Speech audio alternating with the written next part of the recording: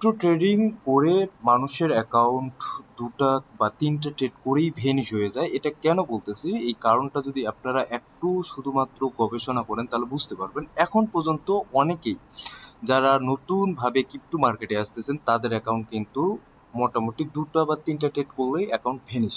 এখন রিজনগুলো কী, কী? সেই রিজনগুলো আমি এই জায়গাটাতে আলোচনা করব। প্রথমত যারা ক্রিপ্টো মার্কেটে আসেন, ক্রিপ্টো মার্কেটে ট্রেডিং করেন তারা কিন্তু একটা লং টাইম হোল্ডের জন্য আসেন। ঠিক আছে? তারা চিন্তা করেন যে মার্কেট এখান থেকে আসছে, মার্কেট নিচে আসছে, তো এখান থেকে মার্কেট উপরের দিকে যাবে এবং মোস্টলি যারা নতুন ট্রেডার আছেন ক্রিপ্টো মার্কেটে তারা পজিশনাল একটা ট্রেড নিয়ে থাকেন এবং তাদের অ্যাকাউন্টে থাকে $১০০ বা $২০০ বা ১,০০০ বা $২,০০০। ঠিক আছে?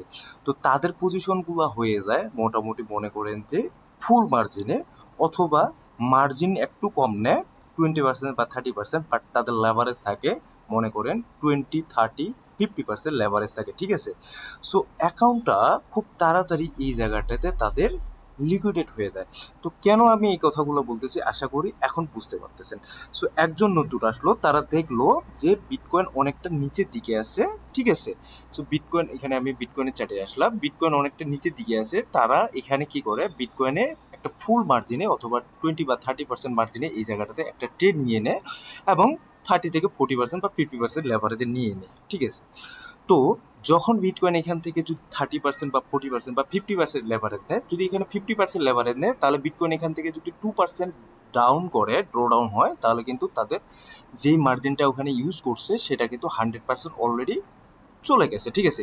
তারপর তাদের অ্যাকাউন্টগুলো বেঁচে থাকে বা তাদের ট্রেডগুলো বেঁচে থাকে। আদার যে মার্জিনগুলো আছে, যেই 70 বা 80% বা 60% মার্জিন নিয়ে ট্রেড নেয় নাই, সেই মার্জিনটা কিন্তু বেঁচে থাকে। বাট যখন আস্তে আস্তে ফল ডাউন করা শুরু করে মার্কেট নিচের দিকে, সেই মার্জিনটাও খেয়ে ফেলে। সো এভাবে কিন্তু অনেক মানুষের ট্রেডিং যেই কেরিয়ারটা একটা দুটার মধ্যেই শেষ হয়ে যায়। ঠিক আছে? সো এই যে ভুলগুলা মানুষ করে থাকে, এই ভুলগুলা কিন্তু কখনো করা যাবে না ট্রেডিং জগতে। তো এর আগেও আমি বলছিলাম যে ট্রেডিং সিস্টেমটা কিভাবে কাজ করে এবং ট্রেডিংয়ে কিভাবে আমাদেরকে কাজ করতে হবে। ঠিক আছে? সো এই বিষয়গুলো কেয়ারফুল হইতে হবে এবং যারা আমরা এই সেক্টরে কাজ করে থাকি, ট্রেডিং সেক্টরে কাজ করে থাকি, তাদেরকে কিন্তু অনেক কিছু বিষয় জানার লাগে, অনেক কিছু বিষয় মাথায় রাখার লাগে। ঠিক আছে?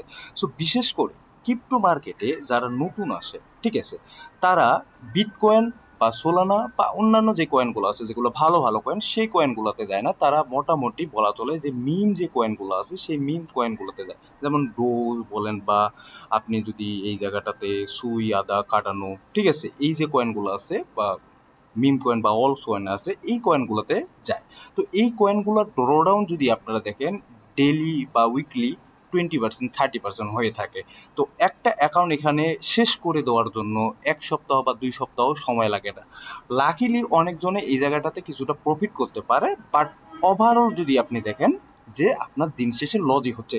সো অনেক আমি ক্রিপ্টো মার্কেটে মানুষ দেখছি যারা বড় বড় এই জায়গাটাতে ফান্ড নিয়ে আসছে বা নিজেকে বড় কিছু মনে করছে, বাট ইভেন তাদেরও এই একই সমস্যা হয়ে থাকে যে তারা আসলে ডিসাইড করতে পারে না যে ট্রেডটা তারা হোল্ড করবে কি করবে না।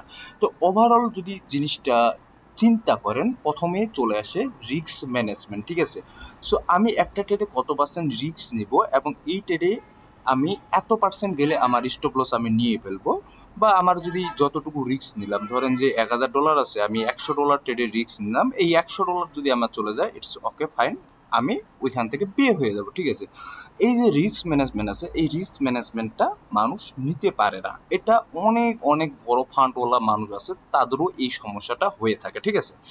আর দ্বিতীয়ত যে সমস্যাটা হয়ে থাকে সেটা হচ্ছে আমরা যেই কয়েনগুলাতে রিস্ক নিয়ে থাকি বা ট্রেড নিয়ে থাকি, এই কয়েনগুলা মূলত ম্যানিপুলেট হয়ে থাকে বেশিরভাগ সময়। তো আমরা অধিক লাভের আশায় বা খুব তাড়াতাড়ি অধিক মুনাফা ইনকামের আশায় কিন্তু আমরা ওই কয়েনগুলোতে ট্রেড নিয়ে থাকি। ওভারঅল যদি আপনি চিন্তা করে থাকেন তাহলে দেখবেন 80% বা 70% মানুষ এমন কয়েনগুলোতে ট্রেড নিয়ে থাকে যেই কয়েনগুলো কিন্তু ম্যানিপুলেট করে খুব ইজিলি। ঠিক আছে? দ্যাটস ওয়াই কিন্তু ক্রিপ্টো মার্কেটে ট্রেডিং জগতে যদি আপনি টিকে থাকতে চান তাহলে আপনাকে এই জিনিসগুলো অবশ্যই অ্যাপ্লাই করতে হবে। নাম্বার ওয়ান, সেটা হচ্ছে ভালো কয়েনে অবশ্যই ট্রেড করতে হবে। যেমন বিটকয়েন বলেন বা ইথিরিয়াম বলেন বা সোলানা বলেন, এরকম কিছু কিছু কয়েন আছে। একটা দুইটা কয়েন আপনি ধরে রাখেন, এই একটা দুটা কয়েন নিয়ে আপনি ক্রিপ্টো মার্কেটে ট্রেডিং করবেন। আদারওয়াইজ অন্য কোনো কয়েনে যাওয়ার কোনো প্রয়োজনই নেই, ঠিক আছে? অধিক মুনাফা লাভের আশা করা যাবে না।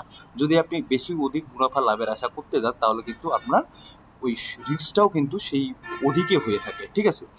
এবং সেকেন্ড যে বিষয়টা আছে সেই বিষয়টা হচ্ছে আপনি শুধুমাত্র আপনার পোর্টফোলিওর 3 বা 4% আপনি রিস্ক নিয়ে থাকবেন, এর বেশি রিস্ক দিবেন না। তাহলে হয় কি, আপনি বুঝতে পারবেন। ধরেন এমনও কিছু কয়েন আছে, ট্রেড আছে, ধরেন আপনি হঠাৎ করে চিন্তা করলেন যে এই ট্রেডটা তো উপরের দিকে যাচ্ছে, হয়তো বা ট্রেডটা আমাকে এখানে লস দিতে পারে, ঠিক আছে? ধরেন যে এতটুকু গেল, এখন আপনার মনে করেন যে মার্কেট কিছুটা নিচের দিকে আসলো, আবার এতটুকু গেল, ঠিক আছে?